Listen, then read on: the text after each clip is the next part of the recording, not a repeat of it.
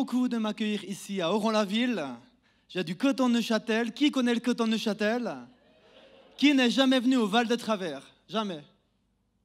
Quelques personnes, hein? Je viens de Moitié, donc un petit village dans le Val de Travers, et j'ai habité presque toute ma vie, pendant 30 ans, au Pont de Martel. Qui ne connaît pas les ponts de Martel? Alors les Neuchâtelois, ils ont des particularités. Ils sont quoi? Ok, ils sont en le quai-toi, donc ça c'est la première, ils sont lents. Hein? Et puis ils prononcent les R. Je m'appelle Valérie et les gens sont toujours surpris de mon accent. Mais c'est comme ça, j'ai un accent neuchâtelois. J'ai 38 ans, je suis marié à Aline qui est en Tunisie actuellement avec nos enfants. Je suis rentré hier et elle rentrera mardi. Nous avons 3 garçons, Miguel, Dylan et Jérémy. Et puis nous accueillons un 4e. Ma femme n'est pas enceinte, elle n'a pas accouché. En fait, on fait famille d'accueil pour un jeune Afghan, un mineur qui a 15 ans, qui vient d'Afghanistan, qui a vécu la guerre en Afghanistan et qui s'est retrouvé dans un centre ici au coton de Neuchâtel. Et puis, on fait famille d'accueil maintenant depuis 9 mois. Et c'est vraiment une super richesse de se retrouver avec un enfant qui vient d'une autre culture, qui est vraiment traumatisé de guerre. C'est vraiment génial. Il s'appelle Shamsoula, ça veut dire le soleil de Dieu. Alors, parfois, une petite prière pour ma femme qui se retrouve avec 5 garçons là au milieu. Donc, parfois c'est un petit peu chaud à la maison, mais elle assume super bien, c'est vraiment une super femme. J'ai de formation, je suis forestier bûcheron. J'ai fait aussi un brevet de contremaître, j'ai formé des apprentis. J'ai travaillé 10 ans comme forestier bûcheron. Je suis quelqu'un de concret, de terre à terre. Et ensuite de quoi j'ai été pasteur pendant 8 ans d'une petite communauté évangélique justement à Fleurier. Et puis maintenant, depuis 1 mois, j'ai quitté mon mandat pastoral et je m'occupe... j'ai plusieurs mandats. Je m'occupe d'accompagner un groupe de jeunes en développement. J'accompagne aussi des jeunes ministères. J'ai tellement à cœur d'accompagner des jeunes justement dans la destinée que Dieu a pour eux. Parce que beaucoup de jeunes ont reçu des appels très forts, des prophéties très fortes à 20 ans. Et le jour où ils se marient ou lorsqu'ils ont 30 ans, ils disent, ben voilà, maintenant je suis marié, c'est fini, c'est derrière. Et non. Et comment justement accompagner ces jeunes et vivre les transitions pour entrer dans ce que Dieu a prévu. Un petit peu comme David qui a reçu un appel tellement fort alors qu'il était jeune. Et puis c'est seulement 15 ans, 20 ans plus tard qu'il est entré dans ces choses. Parce que Dieu devait le former. Il y avait une formation, il y a eu les lions, il y a eu Goliath, il y a eu 400 personnes, des gens difficiles autour de lui. Et toutes ces choses l'ont formé. Mais mon cœur... Si on me secouait puis on ressortait, la chose principale, c'est d'amener l'évangile et d'amener la guérison de Dieu. Parce que Dieu aime guérir. Il aime guérir, le Seigneur. Et puis j'ai aussi été invité ici parce que j'ai écrit un livre il y a 1 année de cela, un livre qui est sorti aux éditions Favre, qui s'appelle Des racines dans le ciel, qui est à vendre là-bas à la sortie. C'est un livre où je parle de mon témoignage personnel, de ma biographie. Vous savez, j'ai vécu un drame familial il y a 20 ans où mon papa a assassiné ma maman, il a blessé mon frère, il s'est suicidé ensuite.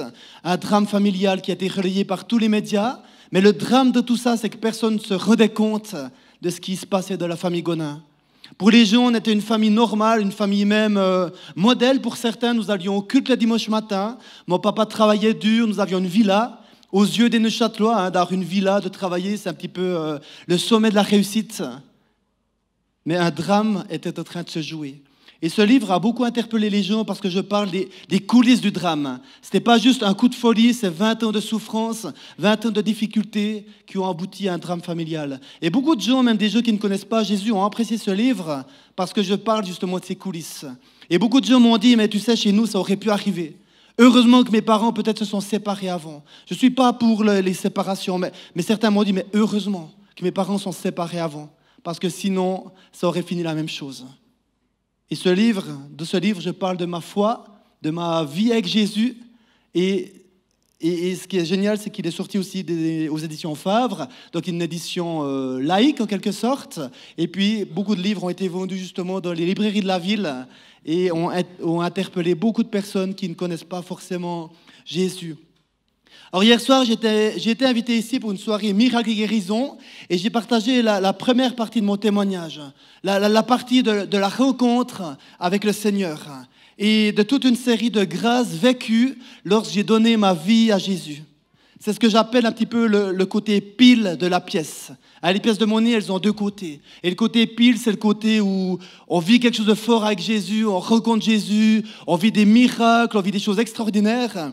Et ce matin, je voudrais parler de l'autre côté de la pièce, le côté face de la pièce et tout l'aspect de la reconstruction. Et j'aimerais parler avec vous de 4 éléments qui ont permis au Seigneur de reconstruire ma vie.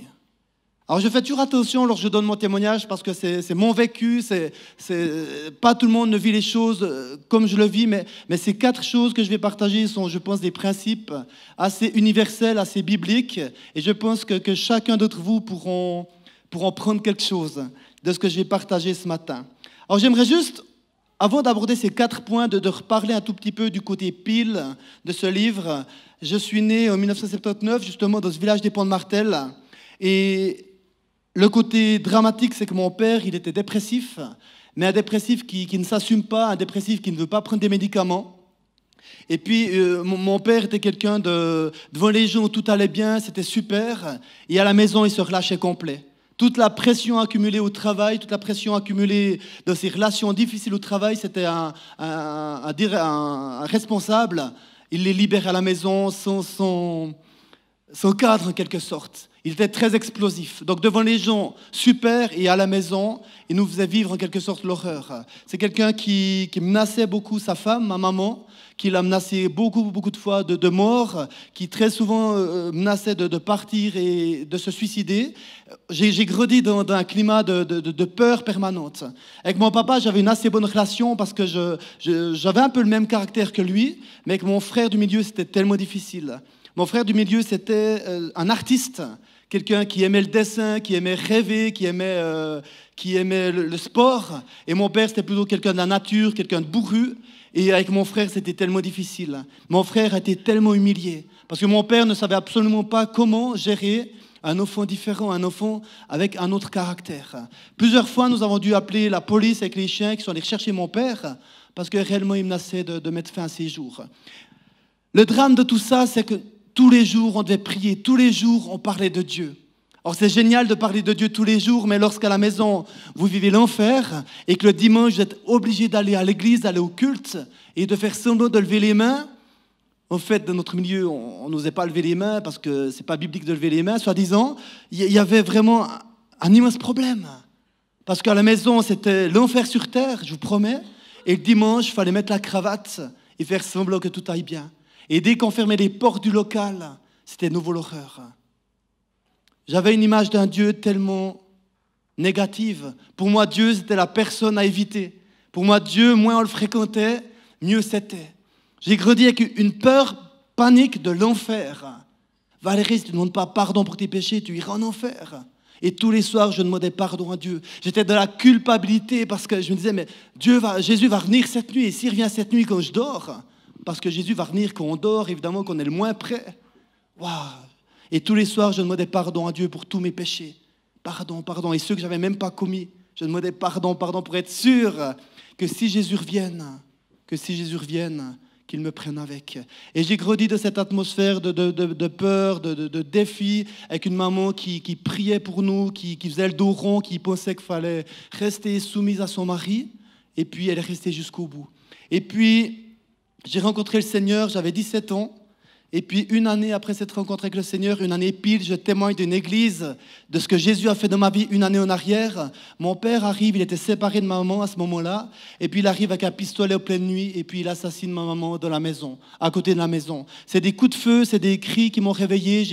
J'ai récupéré mon frère qui était d'une mare de sang, qui était grièvement blessé, qui s'en est sorti, amen. Mais ma maman a été tuée sur le coup et mon père s'est suicidé quelque temps après. Et ce drame familial a été relayé par les médias, mais ça, en fait, le drame, c'est que ça se voyait. De l'intérieur de la maison, on voyait que ça allait en arriver là. Mais lorsque tu téléphones à la police et que tu dis il y a des menaces de mort, ils ne peuvent rien faire, parce que des menaces restent des menaces. Et puis ma maman savait qu'il y avait beaucoup de chances qu'elle finisse comme ça. Et le problème, c'est lorsque ma maman a commencé à parler de ses problèmes, lorsqu'elle a commencé à sortir de ce contexte familial pour parler de ces choses, que mon papa s'est déchaîné. Et ça, c'est un mécanisme très psychologique, que tant que la souffrance reste dans la famille, tant que la souffrance reste dans un cadre privé, elle est maîtrisée en quelque sorte. Et du moment qu'on commence à en parler, c'est là que les gens commencent à devenir de plus en plus violents. Mais ce matin, j'aimerais tout de même vous interpeller à oser parler, à oser sortir de ces schémas familiaux qui sont tellement destructeurs, qui sont tellement cassants. Alors ça, c'est quelque sorte la partie pile, c'est là que j'ai parlé hier par rapport à une rencontre avec Jésus. Mais pour moi, le premier point de cette reconstruction que Jésus m'a fait la grâce de me communiquer, ce premier point, c'était une rencontre forte avec Jésus. Et lorsque je cause avec les gens, je leur dis toujours, mais est-ce que tu as rencontré Jésus? Quelle a été ta rencontre avec Jésus? Est-ce que tu es chrétien de père en fils? Est-ce que tu es chrétien parce qu'on t'a dit de le faire, c'était bien? Parce qu'on t'a dit que Jésus allait tout faire de ta vie? Ou est-ce que tu as réellement fait une rencontre avec Jésus? Hier soir, j'ai pris le texte de Jean 5, et un texte pour moi extraordinaire de se paralyser à la piscine de Bethesda. Il y a un homme qui est paralysé depuis 38 ans. Bethesda, c'était l'endroit où on parquait tous les malades, tous les estropiés de la vie pour les cacher un petit peu des touristes de Jérusalem. C'était un lieu sordide, c'était un lieu affreux, un lieu où il y avait des odeurs, des cris épouvantables. Et on voit Jésus qui descend dans ce lieu et qui va se saisir de ce paralysé qui était malade depuis 38 ans et il va le relever. Et cet endroit qui était un lieu de mort, de destruction, est devenu un endroit de vie et de guérison. Et lorsque j'ai donné ma vie à Jésus, c'était un petit peu ça. Ma vie, j'étais pas beaucoup mieux. Oui, j'étais mieux, mais j'étais un petit peu comme ce paralysé de Bethesda. J'étais assis là, j'avais l'impression que tout le monde passait avant moi. Et ce paralysé va même pas dire oui ou non à la question de Jésus. Il va dire, mais les autres sont égoïstes. Personne ne m'aide, personne ne pense à moi. J'étais dans cet état-là, plein de rejet, plein d'envie de mourir, plein de destruction. J'étais cassé intérieurement. Et Jésus est venu vers moi, il m'a dit, Valérie, lève-toi et marche. J'ai quelque sorte, le mot subir c'est trop fort, mais j'ai quelque sorte, Jésus s'est présenté à moi. Il m'a dit, Valérie, veux-tu être guérie? Veux-tu être sauvée? Veux-tu être sauvée? Et à ce moment-là, j'ai dit oui. Je me suis converti, j'avais 17 ans, en mai 1997. C'était une rencontre tellement extraordinaire. Je connaissais tout de Jésus, toute la théorie de Jésus.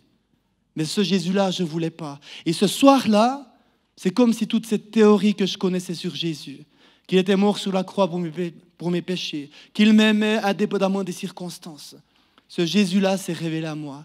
Et j'ai donné ma vie à Jésus ce soir-là. Et ça a été tellement, tellement, tellement extraordinaire. Pendant une année, j'ai vécu des miracles de Dieu. Je ne vais pas trop en parler ce matin. Mais j'étais au fait comme un bébé, comme un nouveau-né. J'en ai eu 3 des nouveau-nés. Un nouveau-né, on le change, il est tout propre. Puis 5 minutes après, il est nouveau tout sale. Puis on lui fait des bisous, puis on le change, puis on recommence.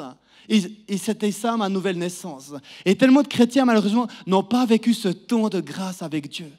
Leur conversion a été très cérébrale. Ils n'ont pas connu Dieu le Père véritablement comme un Père.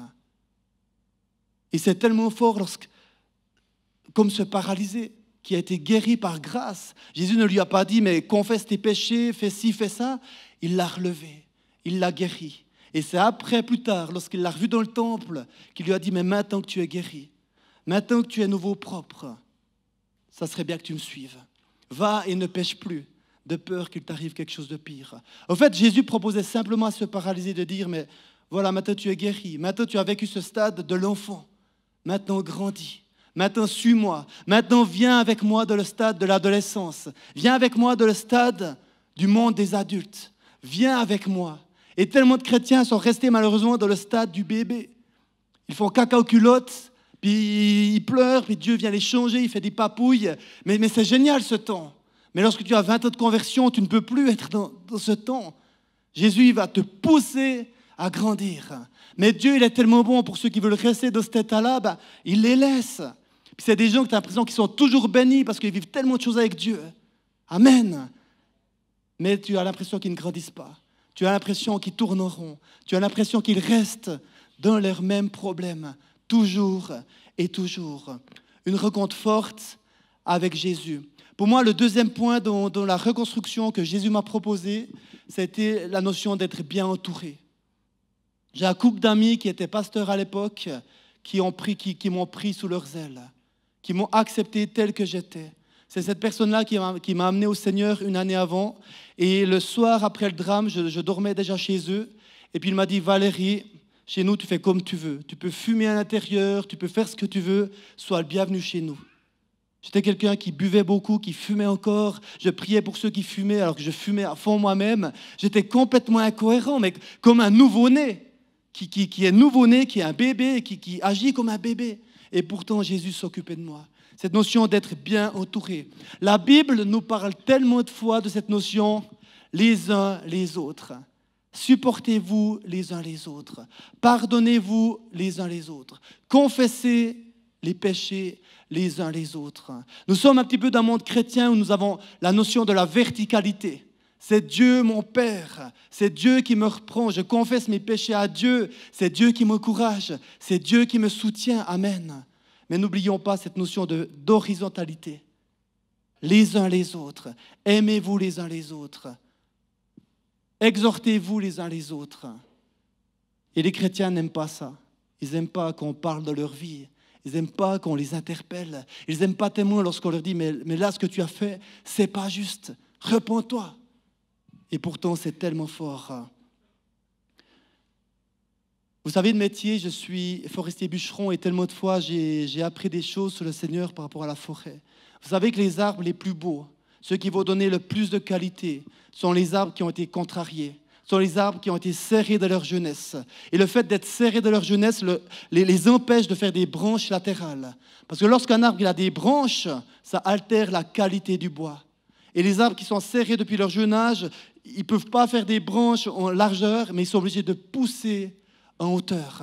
Et on fait exprès dans la forêt de contrarier un maximum les arbres pour qu'ils prennent de la hauteur. Alors trop les contrarier va les étouffer.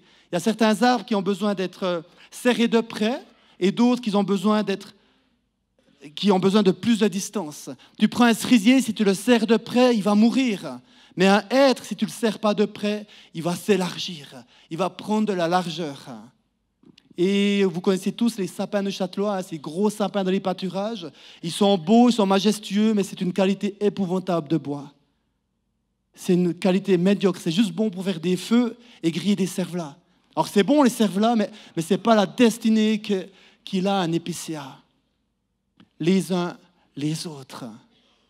Les plus beaux arbres sont ceux qui ont été contrariés, sont ceux qui ont été serrés de près, sont ceux qui ont été compressés. Est-ce qu'en tant que chrétien, je supporte un petit peu ça? Est-ce que je suis prêt lorsque quelqu'un me contrarie un petit peu? Ou est-ce que je change d'église parce que l'église du voisin va m'accueillir tel que je suis? Ou est-ce que je suis prêt à être parfois frustré, à être parfois serré de près? Vous savez, c'était tellement guérissant de vivre dans cette famille qui était un couple normal, qui s'aimait, mais qui osait se dire les choses, qui osait des fois s'engueuler, qui osait parfois se demander pardon. Même souvent, c'était tellement guérissant de voir une famille, en quelque sorte, fonctionner normalement. Pour terminer ce point, j'ai été interpellé, je connais un pasteur de l'église Yahuabienne qui vit en semi-communauté. Et puis il m'a dit que dans leur église, il y avait une famille qui avait un adolescent qui avait 16 ans et qui était difficile, c'était chaud, c'était compliqué. Et la famille qui avait cet adolescent était d'accord d'envoyer leur enfant dans une autre famille de l'église pendant quelques mois. Et pour moi, je trouve absolument extraordinaire. Cette famille, elle a pris un risque d'envoyer cet enfant dans une autre famille. Elle a pris le risque que cet enfant dise des choses par rapport à ses propres parents. Et pour moi, c'est presque le sommet de la redevabilité. D'oser prendre son enfant et de le mettre dans notre famille, en lien avec les parents, bien sûr, pour vivre quelque chose de différent. Pour que cet enfant peut-être quitte un contexte familial, pour qu'il aille voir quelque chose ailleurs. Et dans ma vie, j'en suis loin. Parce que lorsque quelqu'un dit quelque chose sur ma façon d'éduquer mes enfants, j'aime pas. Je lui dis, mais toi, tu n'as déjà pas d'enfant, alors tu n'as rien à me dire. Et c'est triste d'en arriver là. On devrait être plus sensible, on devrait être plus capable de s'exhorter les uns les autres. Le troisième point, le point le plus important, et c'est là-dessus que je vais beaucoup insister ce matin, c'est par rapport au pardon. Alors, est-ce que le pardon, c'est un acte de faiblesse?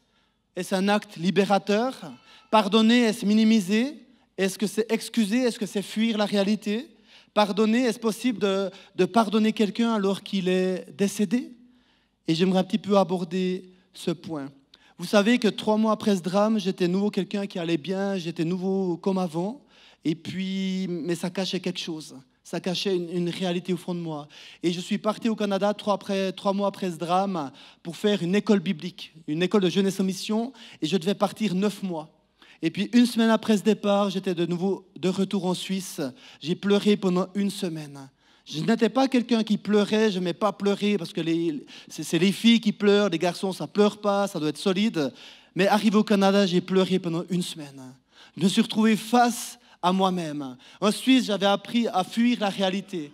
J'avais appris à fuir dans des amitiés, dans des endroits, dans des lieux.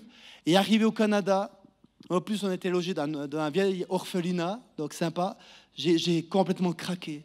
Je me suis retrouvé seul face à moi-même. Et le Seigneur, il m'a parlé, il m'a dit, mais Valérie, voici qui tu es en réalité. En Suisse, c'est bien, tu fais un petit peu le malin, mais voilà ta réalité. Tu es cassé intérieurement, tu es mal intérieurement. Et de retour en Suisse, j'ai fait un cours qui s'appelle Racines et fruits. Les plus vieux ici connaissent. C'est un cours de relation d'aide qui parle de fruits, d'arbres, de racines. Et évidemment, ça m'a direct branché. C'est simplement un cours qui va te dire, mais si tu regardes les fruits de ta vie, si tes pommes sont pourries, ça ne sert à rien de mettre du spray rouge dessus. Ça ne sert à rien de faire semblant qu'elles soient bonnes. Il faut peut-être aller voir pourquoi ton arbre produit des pommes pourries. Et ça m'a tellement parlé. Et à ce moment-là, le Seigneur m'a interpellé sur le pardon. Il m'a dit, Valérie, est-ce que tu es prêt à vivre le pardon? Est-ce que tu serais prêt à pardonner à ton papa? Waouh! Est-ce que tu serais prêt à pardonner à ta maman? Waouh! Sacrée question, hein? Évidemment, Seigneur, je suis prêt. Si ça ne prend pas plus que 2 jours. Je suis quelqu'un de pressé, j'étais pressé, je le suis moins. Mais j'ai dit, Seigneur, ok, je suis prêt à vivre le pardon avec toi. Je suis prêt à vivre le pardon avec toi. J'ai été entouré de ces démarches de pardon. Ça a pris du temps, j'étais dans cette famille et je peux vous dire, il y avait un tel combat. Il y avait un tel combat parce que lorsque tu commences à pardonner, il y a forcément du combat. Le premier combat, c'est un combat psychologique. Seigneur, ce n'est pas juste. Ce n'est pas à moi de demander pardon. Ce n'est pas normal ce que mon papa a fait. Il y a eu beaucoup de colère en moi. Et amen pour cette colère. Ce n'est pas normal ce qu'il a fait, mon papa. Il y avait un combat psychologique tellement fort. Je commençais par pardonner des petites choses que mon papa avait fait. Seigneur, je choisis de pardonner à mon papa lorsqu'il m'a fait ci ou lorsqu'il m'a fait ça. Et à mesure que je pardonnais des petites choses, le Seigneur me donnait la force de pardonner des plus grandes choses. Mais il y avait de la révolte, il y avait de la colère. Et il y a aussi un combat spirituel lorsque tu commences à pardonner. Satan, il déteste le pardon. Il déteste le pardon parce qu'il sait que le pardon, c'est la clé de la guérison. Il sait que le pardon, c'est la clé du salut. Marie-Laure, elle a dit tout à l'heure que l'ennemi n'avait aucun droit, c'est juste. C'est juste. Mais il a tout de même les droits qu'on lui laisse. Il a tout de même les droits qu'on lui laisse. Et le manque de pardon, c'est clairement des droits qu'on laisse à l'ennemi. Le pardon, c'est quelque chose de tellement spirituel. Jésus sur la croix, qui meurt pour mes péchés. Il meurt pour me pardonner. Depuis Genèse 3, on voit déjà cette notion du pardon qui arrive à son point culminant à la croix. Tout l'Évangile, tout l'Ancien Testament, c'est comme une rivière qui nous pousse à la croix. L'aboutissement du ministère de Jésus, c'est lorsqu'il donne sa vie sur la croix pour me pardonner, pour me donner le pardon. Plus la vision de la croix est forte et plus j'arrive à pardonner. Lorsque j'ai commencé ces démarches de pardon, j'avais encore tellement en tête cette vision de la croix, d'avoir vu Jésus sur la croix, d'avoir vu son sang qui coulait, que pour moi le pardon devenait presque quelque chose de naturel. Il y avait un combat tellement fort. Lorsque je commençais à pardonner, parfois il y avait forcément le bébé qui se mettait à pleurer, forcément j'avais plus envie. Des fois j'ai même entendu des chaises qui bougeaient tout seuls dans la maison. Des choses tellement barges parce que Satan il déteste le pardon. Parce que Satan il sait que lorsque tu pardonnes, la victoire s'obtient et la guérison intérieure prend racine. Et vous savez que la Bible nous encourage au pardon. Le Notre Père, pardonne-nous nos offenses comme nous-mêmes, nous pardonnons à ceux qui nous ont offensés. Waouh, combien de fois j'ai fait cette prière. Supportez-vous, Colossiens 3,13. Supportez-vous les uns les autres. Et si l'un de vous a quelque chose à reprocher à un autre, pardonnez-vous mutuellement. Le Seigneur vous a pardonné, vous aussi, pardonnez-vous de la même manière. Pierre, qui voulait être très spirituel, à un moment donné, a dit, mais Jésus, les autres disent qu'on doit pardonner 2, 3 fois. Moi, je suis prêt à aller jusqu'à 7 fois. Pierre, il pensait bien faire. Et Jésus l'a repris et lui a dit, mais Pierre, tu es à côté de la plaque. Ce n'est pas 7 fois que tu dois pardonner, mais 77 fois 7 ou 70 fois 7, c'est beaucoup, hein, pour dire que le pardon, ce n'est pas une question de chiffres, c'est une question de cœur. Être chrétien, ça veut dire accepter le fait que Jésus meurt sur la croix pour mes péchés. Alors pardonner, ce n'est pas minimiser, pardonner, ce n'est pas excuser. Ce que mon papa a fait, c'est inexcusable, mais c'est pardonnable. Pardonner ne veut pas dire recommencer la relation comme avant. Je connais Antoine Schuster, on l'a invité dernièrement pour une rencontre. Je ne pense pas que lui va un jour reprendre une relation avec l'assassin de sa fille, mais il pourra pardonner. Mais pardonner, ça ne veut pas dire recommencer. Et trop de fois dans l'église, et trop de fois, je cause avec des chrétiens, et eux, ils recommencent à relationner avec des gens qui les ont fait souffrir. Mais non, pardonner, ça ne veut pas dire forcément recommencer comme avant. Mais pardonner, c'est dire remettre la souffrance. Pardonner veut dire choisir la liberté. Choisir la justice divine plutôt que ma justice. Pardonner, ça veut dire faire confiance à Dieu, qui lui jugera. Un jour, mon papa devra rendre compte de ce qu'il a fait devant Dieu. Un jour, moi-même, je devrai rendre compte devant Dieu de ce que j'ai fait. Et plus je me sens pardonné, et je me sais pardonner, et plus il est facile de le faire. Lorsque tu comprends ce que Jésus a fait sur la croix, le pardon devient plus facile.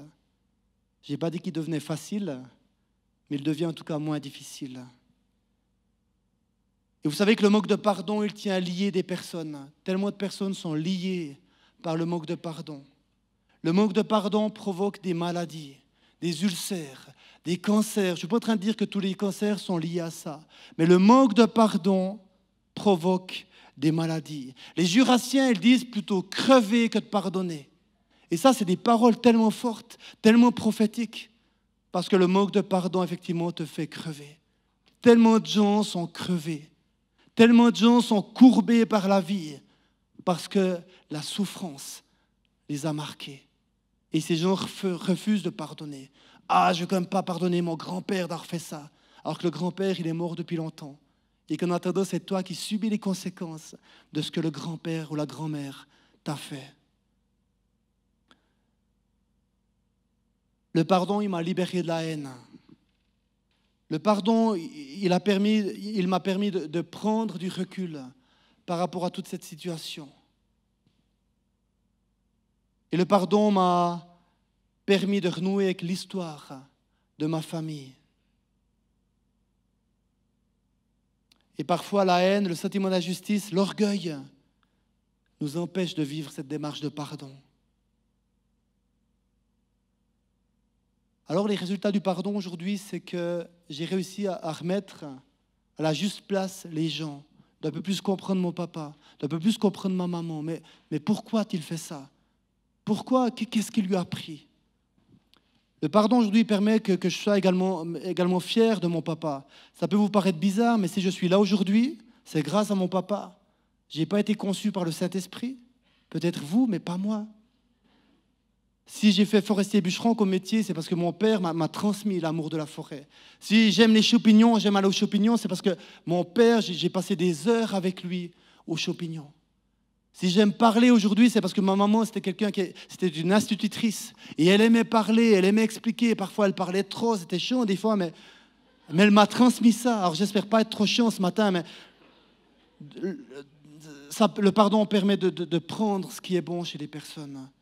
Me permet de parler avec décence de mes parents, me permet même de prendre ce qui avait bon dans les assemblées dans lesquelles j'allais. Il y avait un amour de la parole de Dieu extraordinaire. Il y avait quelque chose de tellement fort. Il y avait des choses affreuses, mais ça, j'ai remis à Dieu. Mais il y avait des belles choses. L'amour de la parole, le respect de la parole de Dieu. Waouh, ça, c'est quelque chose de fort. Et c'est quelque chose que je souhaite garder. Et puis le quatrième point, mon dernier point, c'est cette notion de renouer avec mes racines. Mon éducation m'a toujours poussé à fuir les conflits et à oublier le passé. De la famille, lorsqu'il y avait un problème, on coupait les ponts. On ne voyait plus. On ne se voyait plus. On rejetait. Parce qu'on était incapable de régler les conflits. Le passé, on n'en parle pas. Toutes choses sont devenues nouvelles en Christ. Alléluia. Donc tout ce qu'on a souffert, tout ce que le grand-père a fait, les magouilles, on n'en parle pas et on oublie au nom de Jésus. Mais pour moi, ça, c'est une grave erreur. Oui, toutes choses sont devenues nouvelles en Christ. Mais on a besoin de renouer avec notre passé, de renouer avec les générations précédentes. Combien de choses difficiles se sont produites de génération en génération. On connaît dans des familles qu'il y a des soucis d'alcoolisme ou des soucis de suicide ou des soucis d'inceste de génération en génération.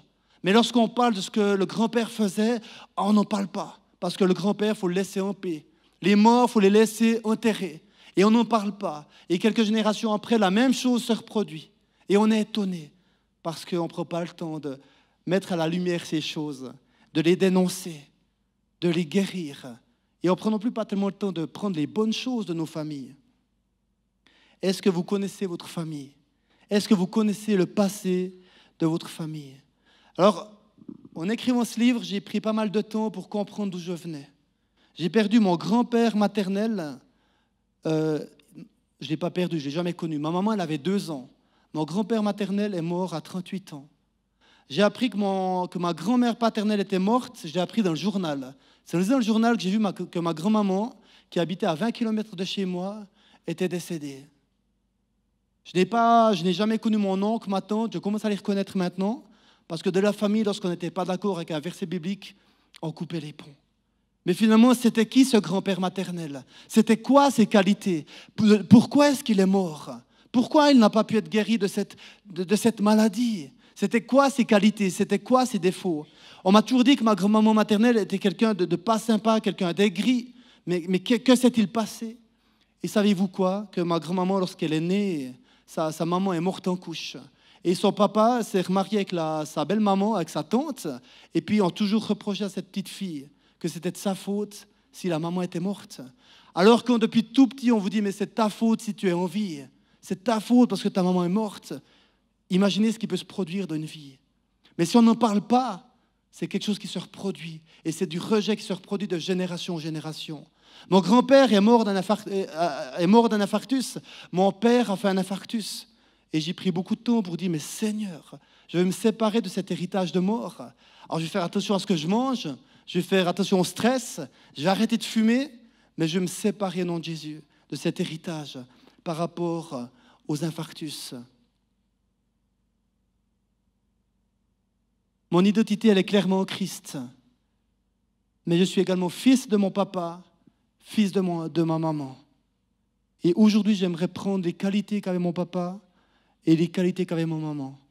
Et tout l'héritage que Dieu a mis de ma famille au travers des générations. J'aimerais qu'on reprenne 5 minutes pour un temps de prière. Alors si le piano pouvait venir me joindre sur scène. Le piano, il est déjà là, plutôt celui qui joue du piano, volontiers. On va vivre un temps de prière, mais j'aimerais dire que pour moi, ma plus grande souffrance en tant qu'être humain, que père, que pasteur, que enfant de Dieu, c'est de voir que tellement de chrétiens sont restés au stade enfant. Tellement de chrétiens sont restés comme ces petits enfants avec des pampers, puis ils font des bêtises, puis « Oh Seigneur, pardon », puis ils grandissent pas, ils grandissent pas. Et ce matin, j'aimerais vous interpeller par rapport à mon partage. Pour moi, les 4 points essentiels dans ma reconstruction, ça a été, comme je l'ai dit, de rencontrer Jésus, de faire une rencontre personnelle avec Jésus. Le deuxième point, c'est d'être entouré des gens avec qui nous sommes redevables, qui osent parler dans notre vie.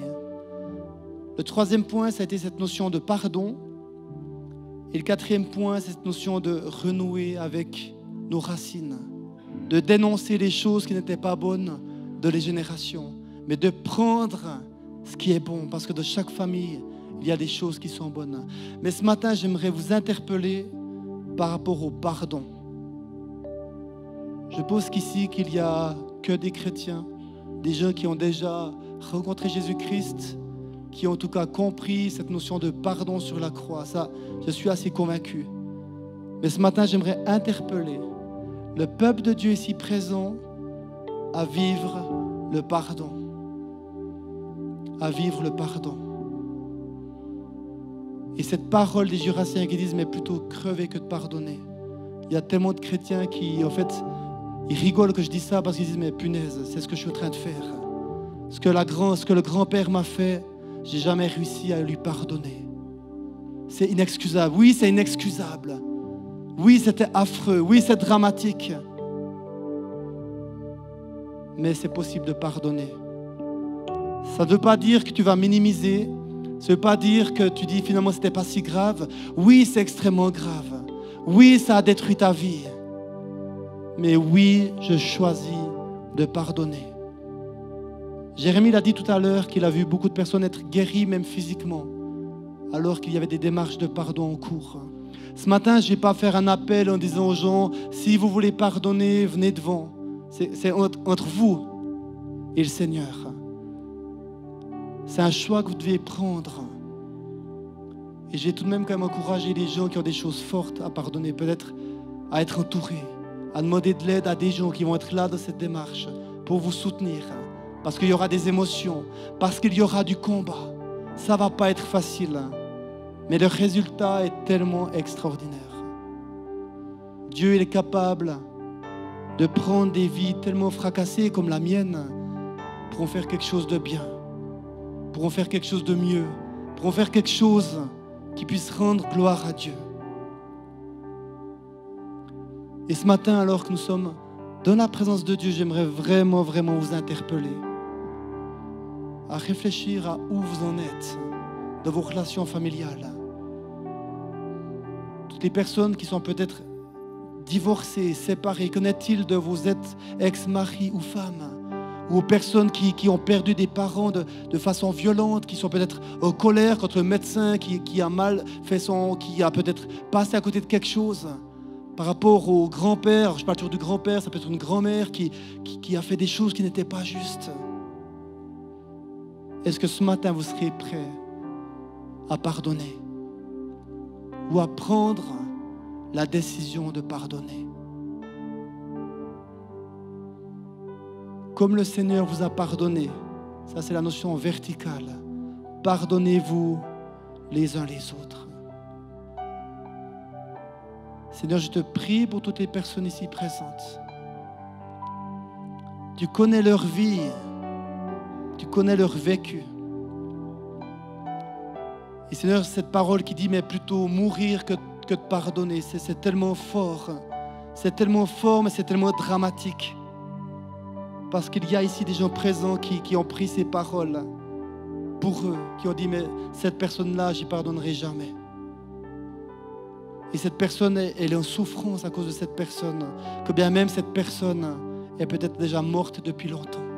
Saint-Esprit, merci de passer dans les rangs en ce moment et de venir toucher les cœurs, de venir toucher les cœurs et de poser des convictions, de poser des convictions. Et alors que certains peut-être disent, ok, je suis prêt à faire une démarche. Seigneur, tu leur donnes la force. Peut-être que certains sont déjà en train de pardonner. Seigneur, merci parce que la mort, elle perd de l'ampleur lorsqu'on pardonne. La destruction perd son emprise. Satan, il est en colère forcément lorsqu'on fait ça. Il y a du combat.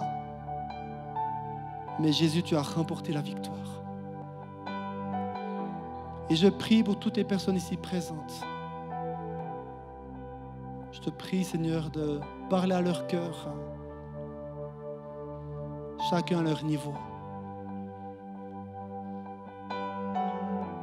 Dans le nom de Jésus.